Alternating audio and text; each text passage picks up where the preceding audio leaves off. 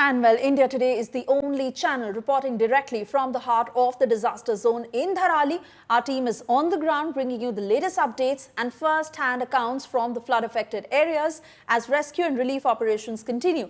My colleague Manjeet Negi, who's getting us these next ground reports. Take a look.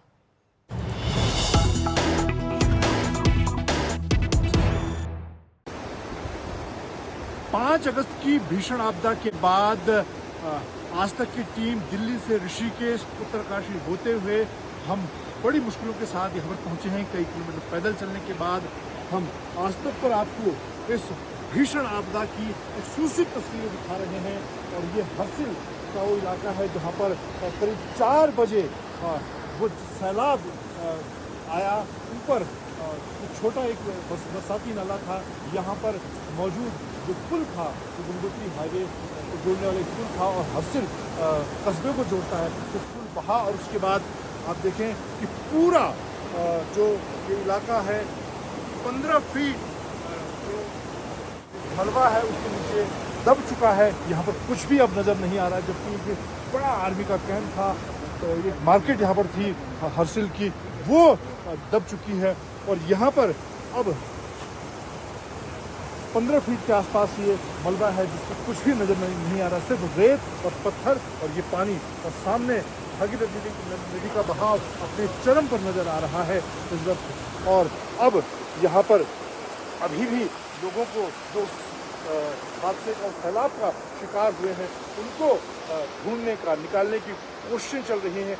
हालांकि यहाँ पर क्योंकि सेना मौजूद थी, इसीलिए चाहे धनारी गांव की बात करें या हर्सिल गांव की बात करें, शुरुआत में ही पिछले 2 दिनों में सेना ने 150 से 200 लोगों को निकालने में कामयाबी हासिल की। हालांकि सेना के अभी 8 जवान और 1 जेसीओ अभी भी मिसिंग है। इस तरह से उस वक्त 4 बजे के आसपास ये हादसा हुआ।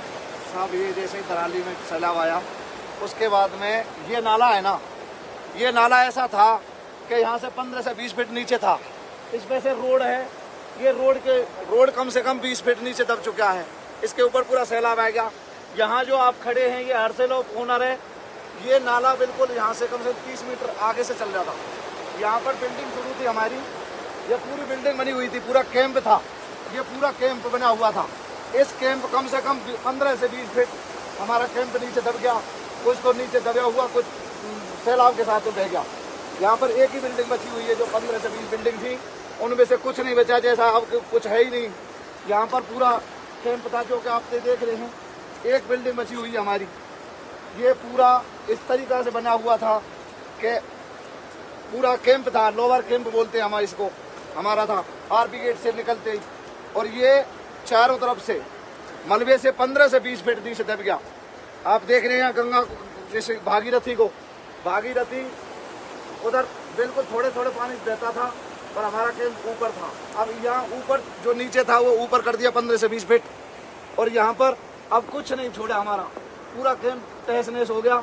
मात्र एक बिल्डिंग बची है जो कि आप देख रहे हैं।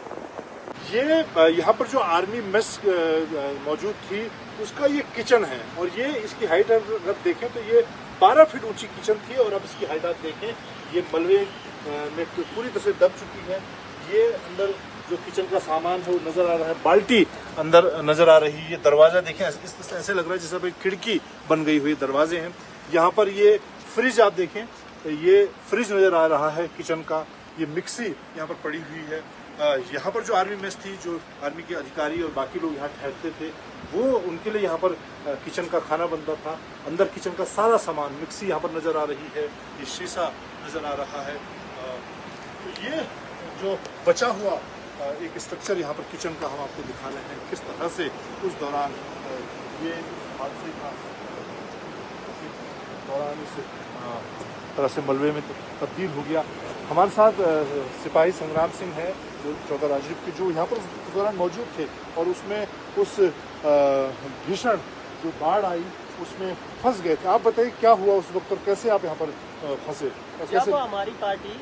जब हमारी पार्टी उधर दराली से रेस्क्यू करके ला रहे थे हम जवानों को, जब पीछे की साइड से जो रास्ता आ रहा है इससे लेके आ रहे थे हम एम्बुलेंस और सर पे कंधे पे रख रखे बंदों को। जब हम वहाँ से लेके और MIU में शिफ्ट किया उनको लाने के बाद में, तो जब हमारी पार्टी थी तो हमें सीधा ऐसे लगा के यहाँ से भी ये सारा दिख रहा था, जैसे एकदम चंद सेकंडों में ये पूरा मलबा वगैरह ये सारा इकट्ठा हुआ। तो हमें पता था ये हमारा पूरा एरिया है, यानी कि हमारे ऊपर एरिया के ऊपर आ गया। तो हम सीधे वहाँ से निकल के हमारी पूरी पार्टी लोग ऐसे घातक प्लाटून पूरा ऐसे आया दौड़ते हुए आया। जब हम वहाँ थे तब यहाँ इधर से बंदे ऐसे जा रहे थे नाले में बहते हुए, कुछ इधर गांव से आ रहे थे वो थे। तब इस दौरान ऐसे हमारी घातक ने बंदों के लिए रस्सी फेंकी, रस्सी से कुछ के हाथ में डंडा पड़ा, जो भी चीज़ पड़ी उसको फेंका। और ऐसे मैंने ऐसे मेरे दो बंदे ऐसे जा रहे थे, मैंने ऐसे किया हाथ, तो मैं तो रिपट गया, फिसल गया। फिसलने के बाद में मेरे हाथ में पत्थर आया। जो बंदे फेंके जा रहे थे उन्होंने मेरे दोनों पैर पकड़ लिए। दोनों पैर पकड़ने के बाद में फिर मैंने मेरी ट्रुप था उन्होंने मेरे हाथ भी पकड़े। उसके बाद में हम उन दोनों बंदों को हमने फिर बाहर निकाला। निकालने के बाद में और उसके पीछे एक बंदा और चीखते हुए जा रहा था, उसको हमने ऐसे ये WT बाहर होता है उससे लेके ऐसे फेंका, पर वो उसके साथ नहीं आया, तो वो ऐसे आगे की तरफ चला गया। तो ये उस वक्त का जो मंजर था वो इन्होंने बताया कितना भीषण था। उससे हम इनकी बातों से अंदाजा लगा सकते थे कि एक तरह का प्रलय था।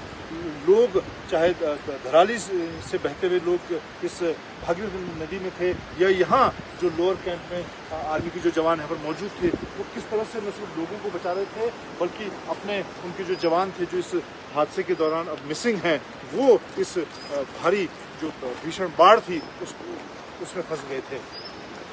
मंजीत नेगी, हरसिल। अब हम आपको दिखाते हैं कि हरसिल के इस आर्मी कैंप में कैसे सेना जो राहत और बचाव का काम है, उनके जो मिसिंग जवान हैं उनको ढूंढने के मिशन में जुटी हुई है। यहाँ पर ये जो 2-3 छोटी बिल्डिंगें बची हुई हैं उनमें जरूरी सामान निकाला जा रहा है। आप देखिए आर्मी मेस का जो सामान है वो इस गार्ड रूम में मौजूद है।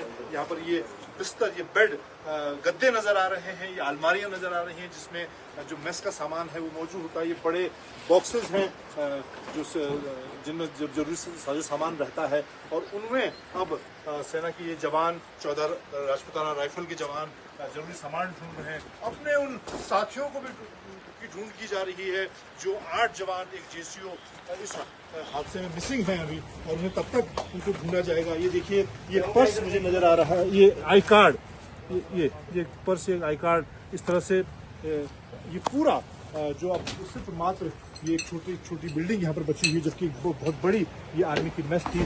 तो ये जवान यहाँ, ये हेलमेट ये नज़र आ रहा है, और बहुत सारी चीज़ें जो ज़रूरी यहाँ सामान है उनको यहाँ पर ढूंढा जा रहा है। ये BP जैकेट नज़र आ रही है, और सैनिकों का जरूरी सामान यहाँ पर, क्योंकि ये गार्ड रूम था, यहाँ पर सैनिक मौजूद होते थे।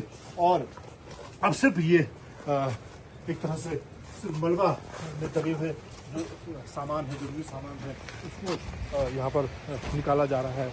इसके साथ ही एक छोटी और एक बिल्डिंग यहाँ पर मुझे नज़र आ रही है, जबकि यहाँ पर 12 से 15 बिल्डिंगें थी, VIP मेस थी, लेकिन कुछ भी अब यहाँ पर बचा नहीं है। जो सारी चीज़ें हैं वो 15 से 20 फीट मलबे में तब्दील हो चुकी हैं। मात्र कुछ 2-4 जो छोटे स्ट्रक्चर हैं वो नज़र आ रहे हैं।